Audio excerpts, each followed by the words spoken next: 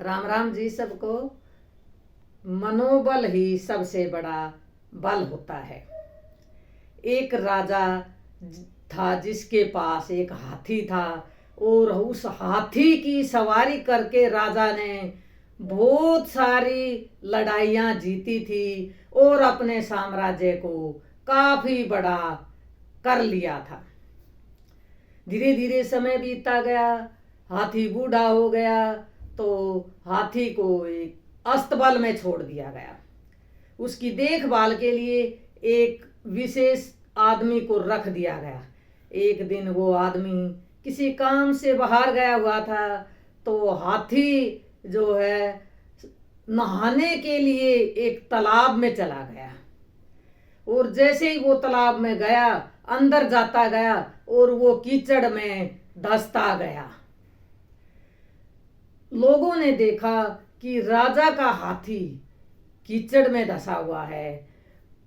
लोग इकट्ठे हो गए, राजा के दरबार के जो कर्मचारी है वो भी सब आ गए और बहुत सारे प्रयत्न किए गए, लेकिन सब प्रयत्न फेल हुए।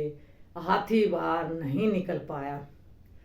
फिर किसी एक आदमी ने कहा कि अपने जवानी के दिनों में ये हाथी क्या करता था।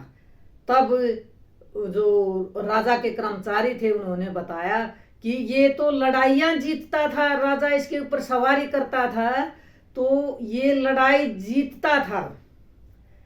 तो फिर उसने कहा कि इसके लिए ऐसा करो, तुम लड़ाई का रूप धारण करो, सेनाएं इकट्ठी करो और लड़ाई का बिगुल बजाओ। लेकिन जब ये सीन आप क्रिएट कर लो तो दूर बच के रहना, नहीं तो हाथी किसी की हत्या कर सकता है।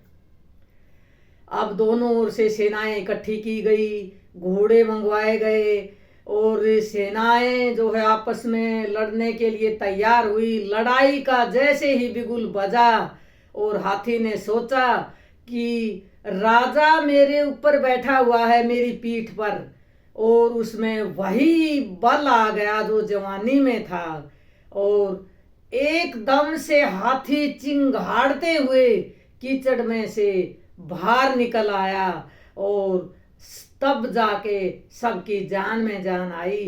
तो देखिए मनोबल ही सबसे बड़ा बल होता है। इस कहानी से हमें ये शिक्षा मिलती है। अगर आपको ये कहानी अच्छी लगी तो इसे लाइक ज़रूर करना, शेयर करना और चैनल सब्सक्राइब नहीं किया हो तो कर देना। धन्यवाद।